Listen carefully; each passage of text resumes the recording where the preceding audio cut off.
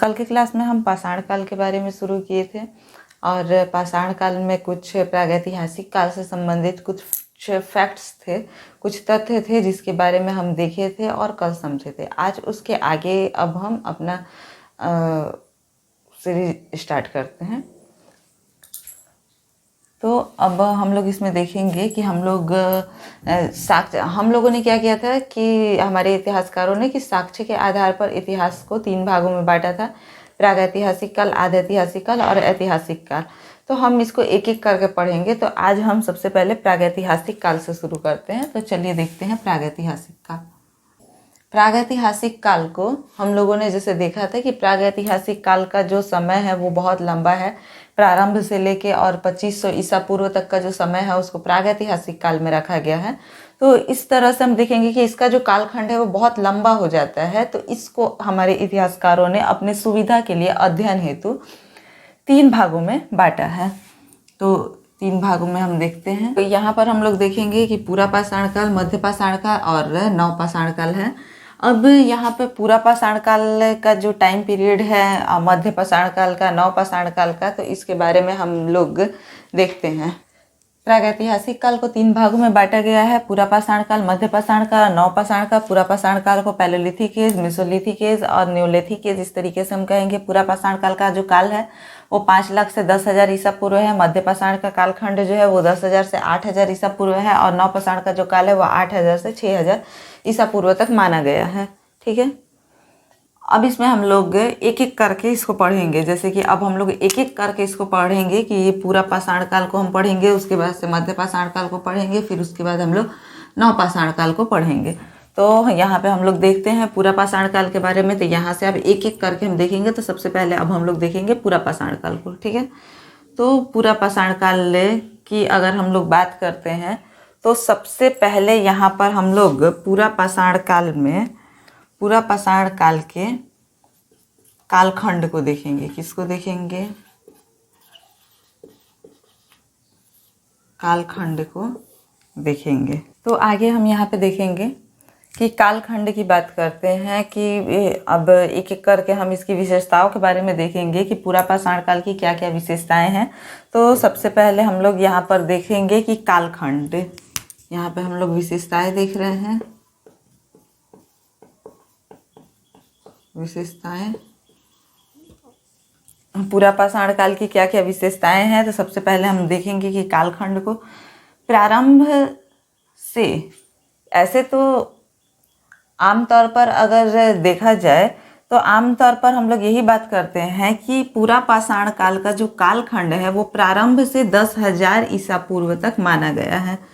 पूरा पाषाण काल का कालखंड प्रारंभ से 10,000 वर्ष ईसा पूर्व तक माना गया है। लेकिन भारतीय उपमहाद्वीप में रेवात से प्राप्त साक्ष्य के आधार पर, रेवात पाकिस्तानी क्षेत्र में है, भारतीय उपमहाद्वीप में रेवात से प्राप्त साक्ष्य के आधार पर हम देखें तो इससे 18 लाख से 10,000 ईसा पूर्व का कालखंड बताया गया है। बोरी जो कि महाराष्ट्र में है, तो बोरी से प्राप्त साक्ष्य के आधार पर अगर हम देखें तो इसे 14 लाख से 10,000 ईसा पूर्व बताया गया है। सोहन क्षेत्र, ये भी पाकिस्तान का ही क्षेत्र है। अतरीपक्कम जो कि तमिलनाडु का क्षेत्र है। तो सोहन क्षेत्र या अतरीपक्कम से प्राप्त साक्ष्य के आधार पर अगर हम देखेंगे तो ये 5 लाख से 10,000 ईसा पूर्व का समय बताया गया है।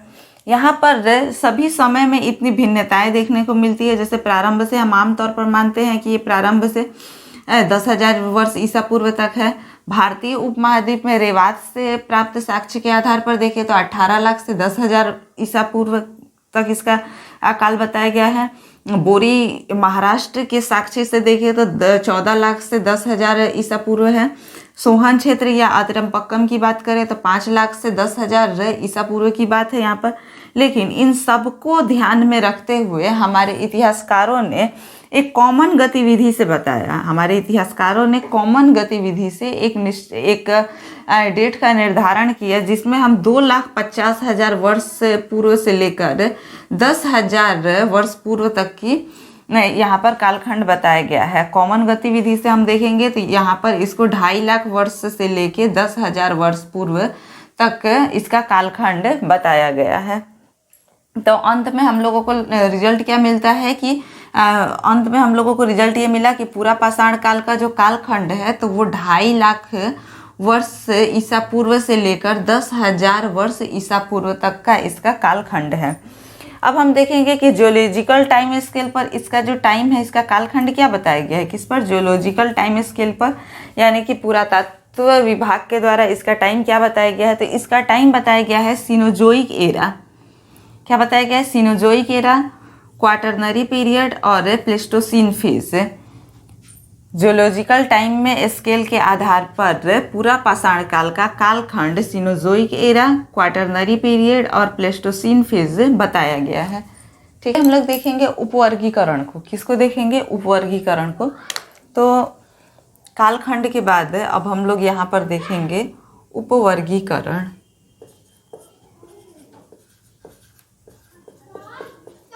उपवर्गीकरण,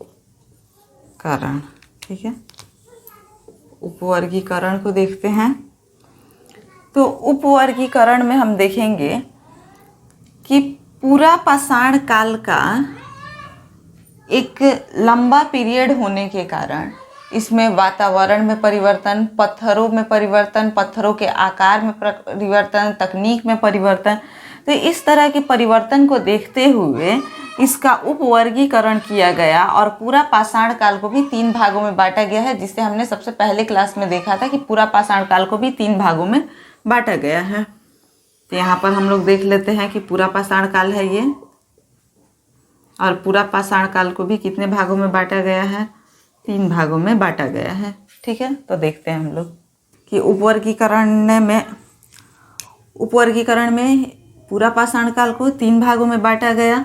निम्न पूरा पाषाण काल, लोअर पैलोलिथिक एज, मध्य पूरा पाषाण काल, मिडिल पैलोलिथिक एज और उच्च पूरा पाषाण काल, अपर पैलोलिथिक एज। इस तरीके से 3 भागों में इसे बांटा गया है। तो ये हमारा उपवर्गीकरण हो गया। देखेंगे साक्ष्य के बारे में। तो साक्ष्य के बारे में देखते हैं तो हम लोगों को पूरा पाषाण काल के विषय में जानने के लिए 5 तरह के मुख्य साक्ष्य हैं। कितने, 5 तरह के मुख्य साक्ष्य हैं। पहला में हम लोग देखेंगे तो पहले को 3 भाग में बांटा गया है। पुराना झील क्षेत्र, यानी कि पुराना झील क्षेत्र, पूरा पाषाण काल में जो झील क्षेत्र होंगे तो वो साक्ष्य हैं।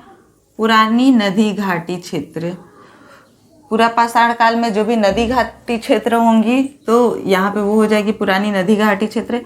कुछ पहाड़ी क्षेत्र में पाषाण के उपकरण, कुछ पहाड़ी क्षेत्र जो कि पूरा पाषाण काल के हैं तो उन पहाड़ी क्षेत्रों में पाषाण काल के कुछ उपकरण देखने को मिले हैं। 2 नंबर में हम लोग देखेंगे तो कुछ पशु श्रृंग तथा पशु हड्डी के सामान्य के साक्ष्य मिले हैं। कुछ पशु श्रृंग और कुछ पशु हड्डी के सामान्य के साक्ष्य वहाँ मिले हैं। कुछ पशु अवशेषों के साक्ष्य मिले हैं। कुछ पशु अवशेषों के साक्ष्य मिले हैं। 4 नंबर में हम लोग देखेंगे तो पहाड़ के गुफाओं पर चित्रकारी के साक्ष्य मिले हैं। क्या मिले हैं, पहाड़ की गुफाओं पर चित्रकारी के साक्ष्य मिले हैं। और लास्ट में हम लोग देखते हैं तो एकमात्र जगह से मानव खोपड़ी के साक्ष्य मिले हैं। एकमात्र जगह से मानव खोपड़ी के साक्ष्य मिले हैं। और ये जितने भी साक्ष्य हैं, ये पांचों के पांचों साक्ष्य जो है वो पुरातात्विक और लिखित साक्ष्य है, जिससे ये स्पष्ट हो जाता है कि पूरा पाषाण काल में केवल और केवल पुरातात्विक साक्ष्य मौजूद थे, वहाँ पर लिखित साक्ष्य मौजूद नहीं थे। ठीक है, तो सामग्री को हम लोग देखेंगे कि पूरा पाषाण काल में किस तरह की सामग्री का उपयोग किया गया है। तो यहाँ हो जाएगा निम्न पूरा पाषाण काल, मध्य पूरा पाषाण काल और उच्च पूरा पाषाण काल। निम्न पूरा पाषाण में केवल और केवल पाषाण का ही उपयोग किया गया है। निम्न पूरा पाषाण में केवल और केवल पाषाण का उपयोग किया गया है।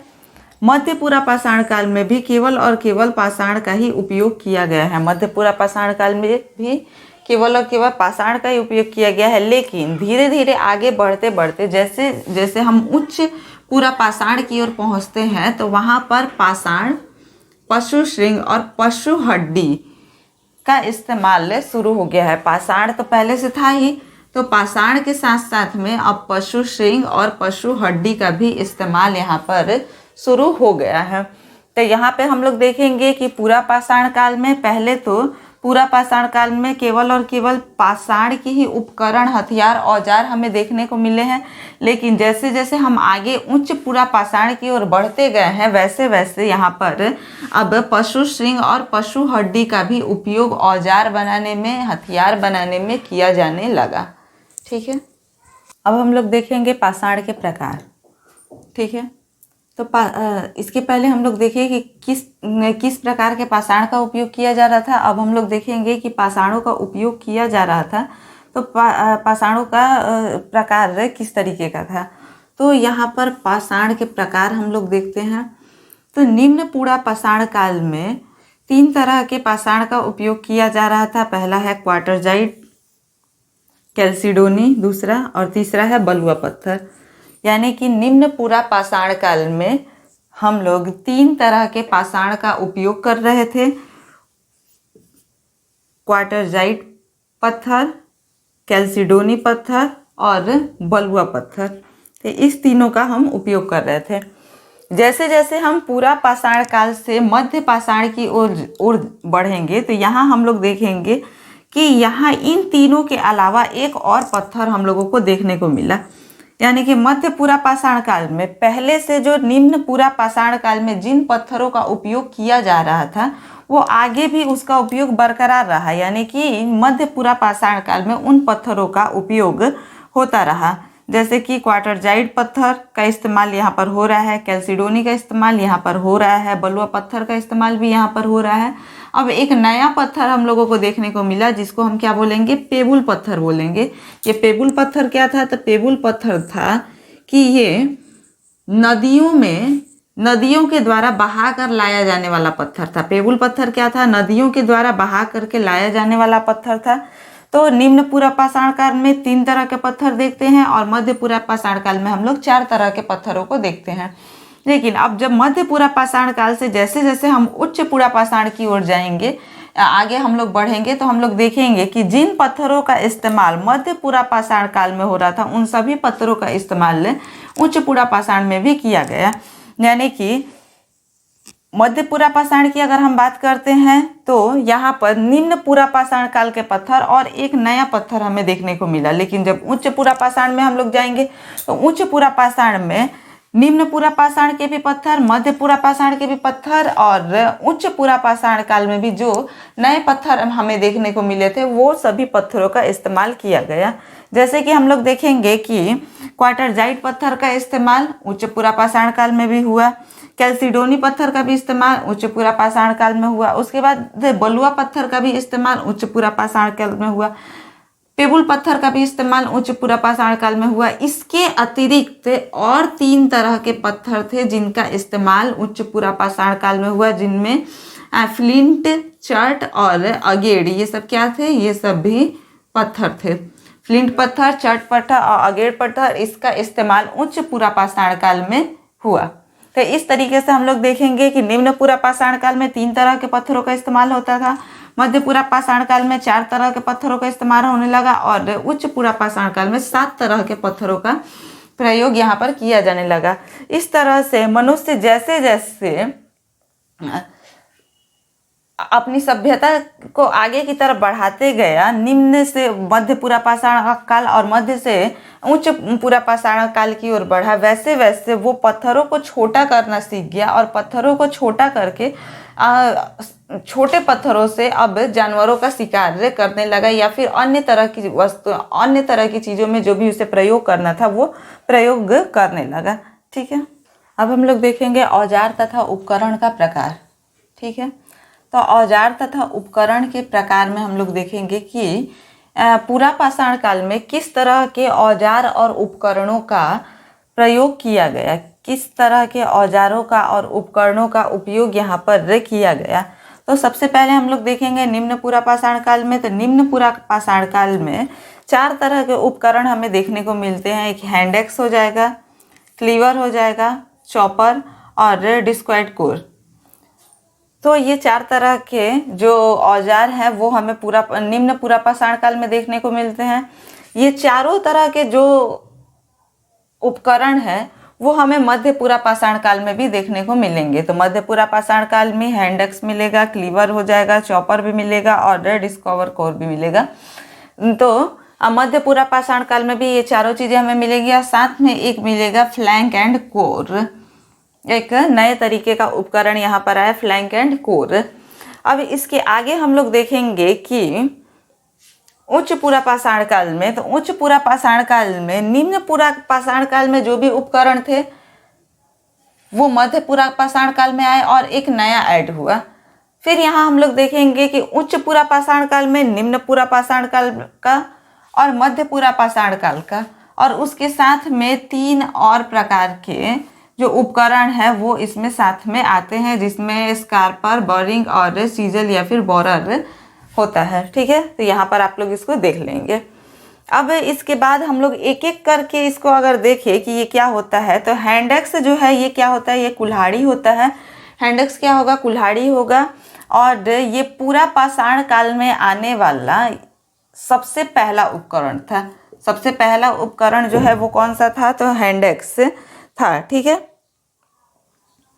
तो इसे हम हैंडेक्स को भारतीय उपमहाद्वीप का पहला औजार या फिर पहला हथियार बोल सकते हैं। हैंडेक्स को हम लोग भारतीय उपमहाद्वीप का पहला औजार या फिर पहला हथियार बोल सकते हैं। हैंडेक्स का मतलब हुआ कुल्हाड़ी। ठीक है, इसका जो काम होता था, हैंडेक्स का जो काम होता था वो होता था कि मरे हुए जानवरों की छाल या फिर उसकी हड्डी को काटना या फिर उसको खोरीदना, तो ये हो गया हैंडेक्स का काम हो गया। इसके बाद हम लोग देखेंगे क्लीवर। क्लीवर जो होता था वो एक दोनों तरफ धारनुमा तरह का औजार हुआ करता था और इसका जो महत्वपूर्ण कार्य होता था वो पेड़ों के छालों को काटना होता था। क्लीवर का जो महत्वपूर्ण कार्य होता था वो क्या होता था कि पेड़ों के छालों को काटना होता था, तो उसको हम क्या बोलते थे, क्लीवर बोलते थे। आगे हम लोग देखेंगे चॉपर। तो चॉपर का भी क्या काम होता था, तो ये पूरा पाषाण काल में आने वाला तीसरा औजार माना गया है इसे। और इसका भी जो काम होता था वो सेम वही काम है जो हैंडेक्स का काम होता था। हड्डियों को काटना या फिर चूरना इसका काम होता था, किसका, चॉपर का। अब इसके बाद हम लोग देखेंगे कि गोलाकार पत्थर, यानी कि डिस्क्वाइड कोर को हम लोग गोलाकार पत्थर बोलते हैं। और गोलाकार पत्थर का जो काम है तो उसको हम लोग ये देखेंगे कि भागते हुए जानवरों को जैसे कि उसके ऊपर हथियारों को फेंक देना और फेंकने के बाद वो हथियार जाके उनके ऊपर लग जाना, तो वही वो गोलाकार तरह का क्या होता था कि औजार होता था। तो ये जो है तो ये भी हमें निम्न पूरा पाषाण काल में इसका उपयोग किया जाता था। ठीक है, ये चारों के चारों उपकरण जो है ये हम देखेंगे कि किसके बनाए हुए हैं, तो ये चारों के चारों उपकरण जो है वो स्टोन के बनाए हुए हैं। ठीक है, यहाँ पर निम्न पूरा पाषाण काल में सिर्फ और सिर्फ स्टोन का यूज किया गया है। तो ये चारों के चारों औजार जो है वो किसके बनाए गए हैं, तो स्टोन के बनाए गए हैं। आगे हम लोग देखते हैं चारों औजारों के बारे में हम लोग पढ़ लिए हैं। अब 5वां जो औजार है उसके बारे में हम लोग देखते हैं। तो 5वां ये जो औजार है फ्लैंक एंड कोर, तो इसका आगमन जो है वो मध्य पूरा पाषाण काल में हुआ है। कब हुआ है इसका आगमन, तो मध्य पूरा पाषाण काल में इसका आगमन हुआ है। और इस दौर में लोगों को इतना ज्ञान हो गया था कि पत्थर से पत्थर को प्रहार करके इसको क्या किया जा सकता है, छोटा बनाया जा सकता है। यानी कि मध्य पूरा पाषाण काल आते आते लोगों को इतना ज्ञान हो गया था कि पत्थर से पत्थरों को जब मारा जाएगा, उस पर उसका प्रहार किया जाएगा, तो उससे क्या हो जाएगा कि पत्थरों को क्या किया जा सकता है कि छोटा बनाया जा सकता है। और इस छोटे पत्थर से क्या किया जा सकता है, तो औजार बनाए जा सकते हैं। यानी कि निम्न पूरा पाषाण काल में हम लोग देखेंगे तो बड़े पत्थरों का इस्तेमाल हो रहा था और यहाँ पर औजार जो होते हैं वो बड़े होते हैं। लेकिन मध्य पूरा पाषाण काल में आकर के मनुष्य को ये ज्ञात हो जाएगा कि पत्थर से पत्थर पर जब प्रहार किया जाता है तो पत्थर क्या हो जाते हैं, छोटे हो जाते हैं। और छोटे हो जाने के बाद से क्या होगा कि उसका छोटा हथियार हम लोग या फिर छोटा औजार बना सकते हैं। ठीक है, तो इस तरह से हम लोग देखेंगे कि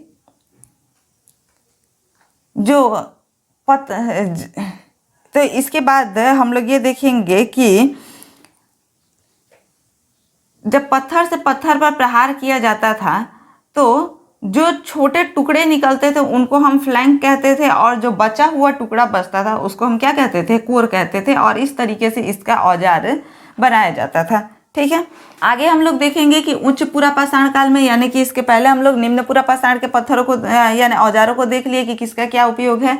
मध्य पुरा पाषाण के जो औजार है उसको भी हम लोग देख लिए कि इसका क्या उपयोग है। अब हम लोग देखेंगे कि उच्च पुरा पाषाण काल में इसका औजारों का क्या उपयोग है, तो उसको हम देख लेंगे। तो यहाँ पर भी हम लोग देखेंगे कि ये 5 तरह के जो पत्थर हैं वो यहाँ पर भी पहले से ही मौजूद है। यानी कि अगर हम लोग बात करें तो हैंडेक्स उच्च पुरा पाषाण काल में मिलेगा, क्लीवर भी उच्च पुरा पाषाण काल में मिल जाएगा आपको, चॉपर भी उच्च पुरा पाषाण काल में मिल जाएगा, और डिस्क्वाइकोर भी उच्च पुरा पाषाण काल में मिल जाएगा। इसके बाद मध्य पुरा पाषाण काल में मिलने वाला जो फ्लैंक और कोर है वो भी हमें उच्च पुरा पाषाण काल में मिल जाएगा।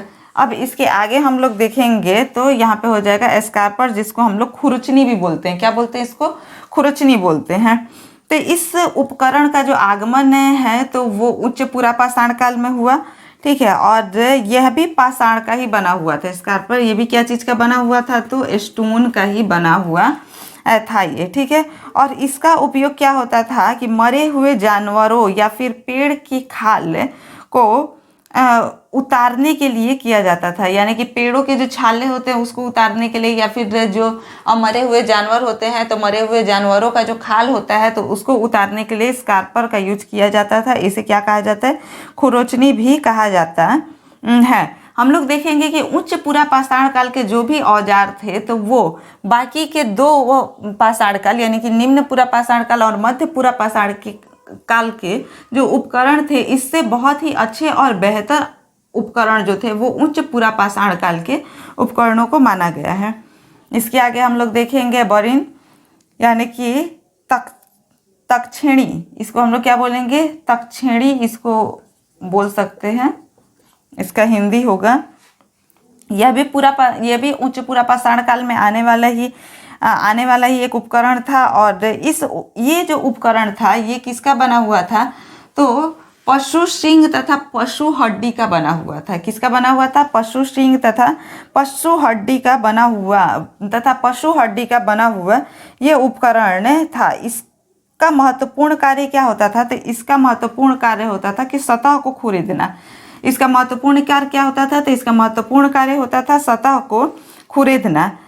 जैसे कि नीचे की कोई रेखा खींच देना, या फिर कहीं कोई सुराग बनाना है तो वहाँ पर उस सुराग को बना देना, गुफाओं पर चित्रकारी करना। तो ये इन सब में किसका प्रयोग किया जाता था? तक्षेणी का प्रयोग किया जाता था, क्योंकि ये नुकीले टाइप का होता था और पशु हड्डी या फिर पशु सींग का बना हुआ होता था।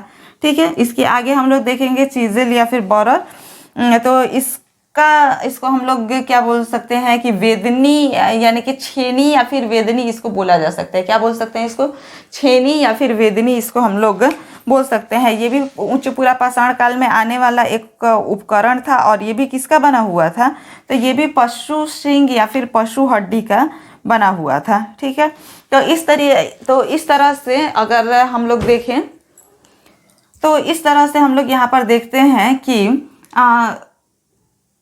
पाषाण काल में प्रयोग होने वाले जितने भी उपकरण थे, पाषाण काल में उपयोग होने वाले जितने भी उपकरण थे, सिवाय इन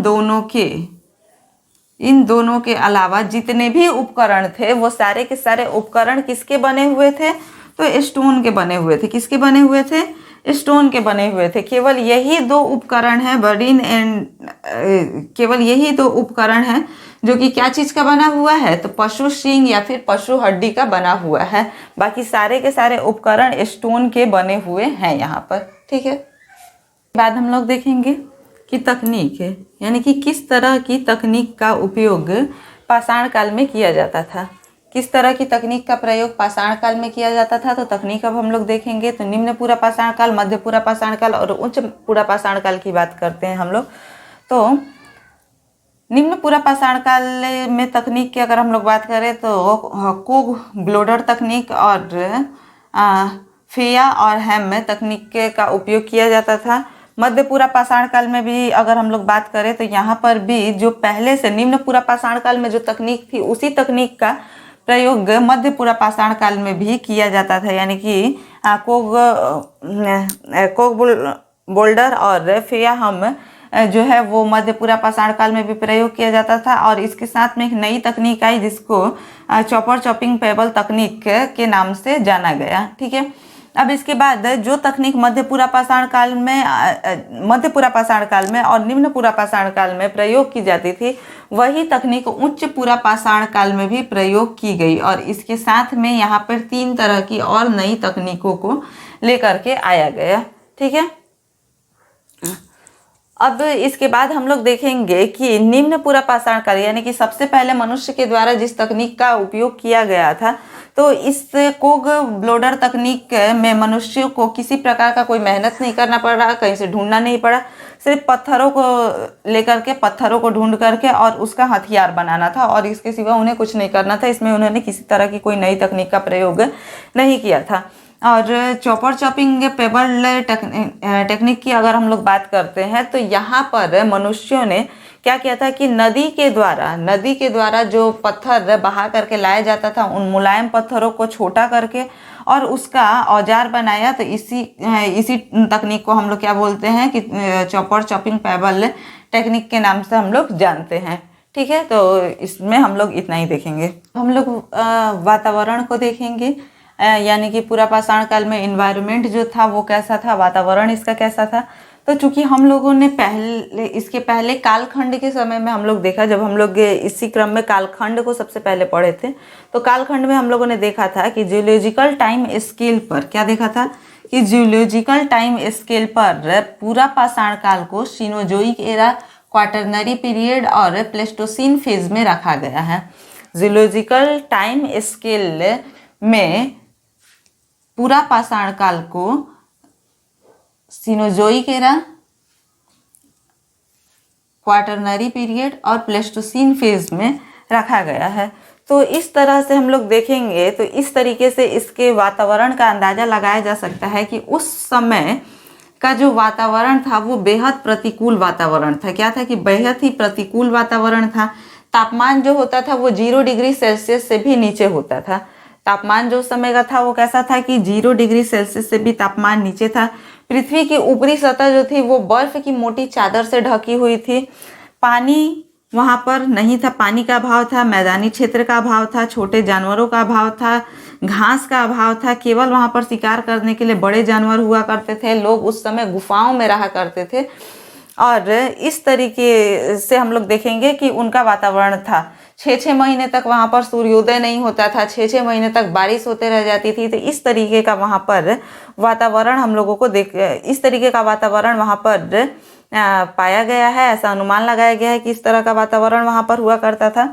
अब इसके बाद हम लोग देखेंगे कि इतना सब कुछ होने के बावजूद भी मनुष्य वहाँ पर एक जगह से दूसरे जगह पर घूमते रहता था, प्रगतिशील था मनुष्य और खुद को इस परिस्थिति में भी वो आगे बढ़ाते हुए लेकर के बढ़ा है।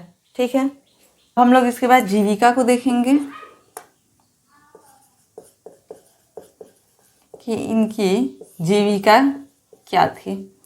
तो जीविका की अगर हम लोग बात करते हैं तो पूरा पाषाण काल के जो मानव थे वो मुख्य रूप से क्या थे कि खाद्य संग्राहक थे, ना कि वो खाद्य संग्राहक थे। वो कोई कृषक नहीं थे, कोई पशुपालक नहीं थे। वो मुख्य रूप से क्या खाते थे, तो वो मुख्य रूप से कंदमूल खाते थे। क्या खाते थे? मुख्य रूप से कंदमूल खाते थे। पशुओं को शिकार करके खाते थे।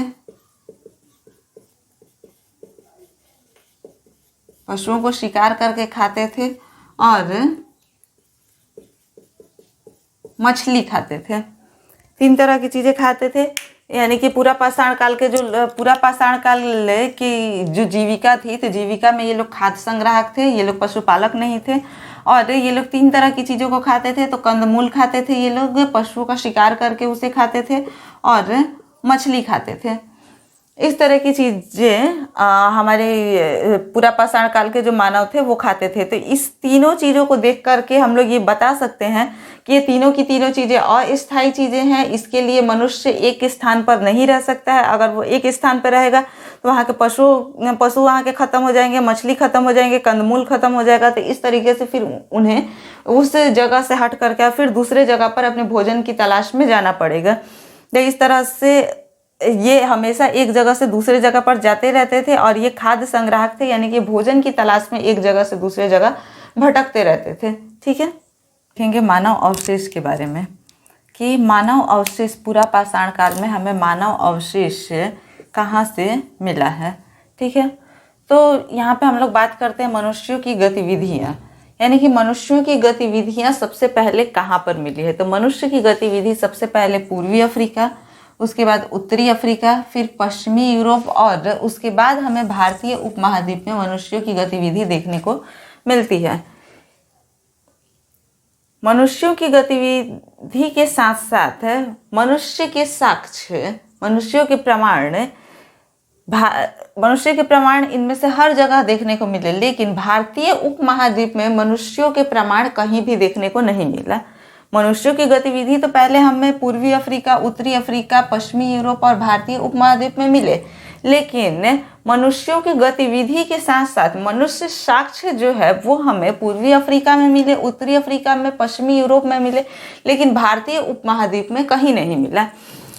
तो एकमात्र जगह भारतीय उपमहाद्वीप में एकमात्र जगह में 1987 में मध्य प्रदेश के होशंगाबाद जिले के नर्मदा नदी के किनारे हथनौर नामक स्थान में मानव खोपड़ी का प्रमाण मिला।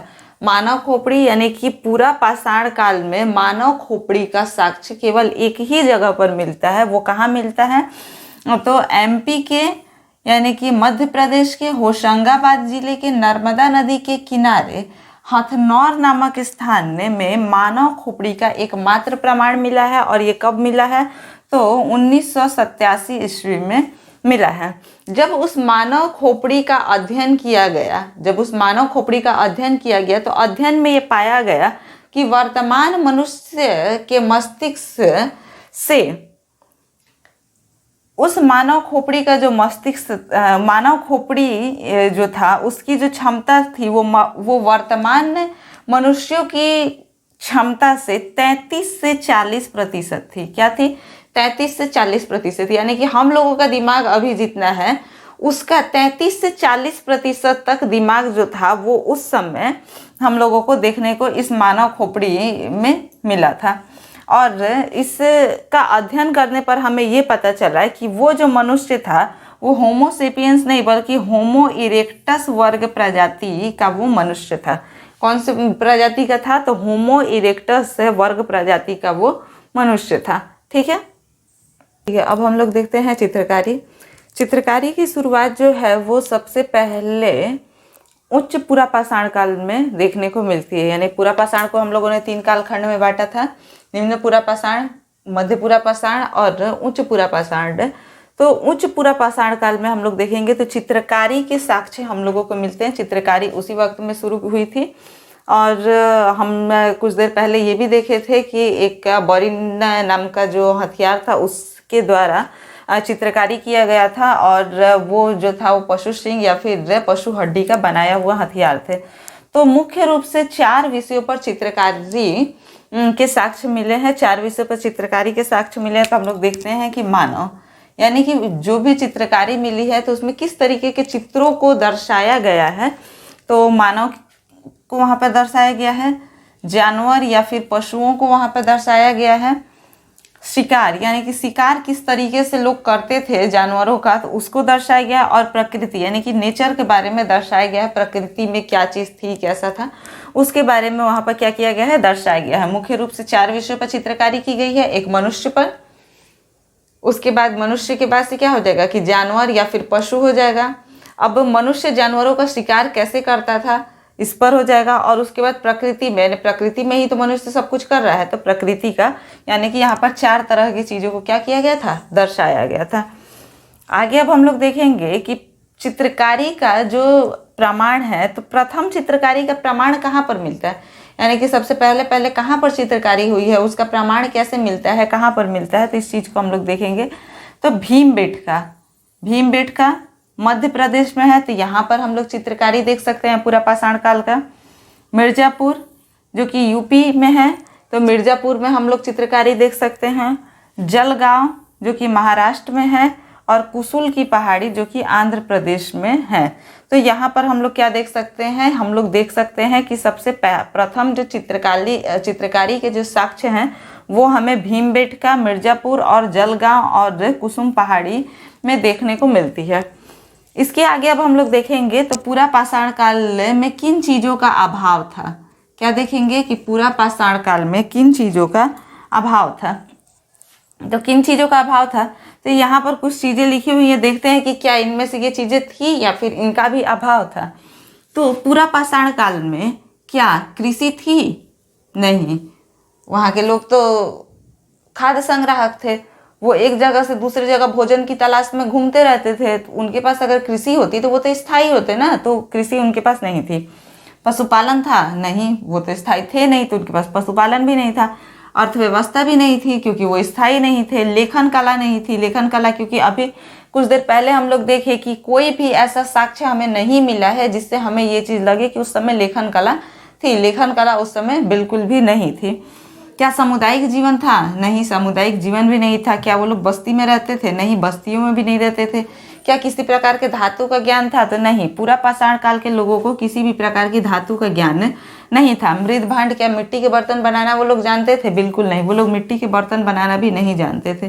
क्या अन्न उगाना जानते थे? तो नहीं, जब यहाँ पे कृषि ही नहीं है तो अन्न उगाना कहाँ से जानेंगे? तो नहीं, वो लोग अन्न उगाना भी नहीं जानते थे। तो इन सारे चीज़ों का क्या था कि पूरा पाषाण काल में अभाव था। कृषि भी नहीं थी, पशुपालन भी नहीं था, अर्थव्यवस्था भी नहीं थी, लेखन कला भी नहीं थी, सामुदायिक जीवन भी नहीं था, बस्ती भी नहीं थी, धातु का ज्ञान भी नहीं था, मृद भांड भी नहीं था और अन्न भी नहीं था।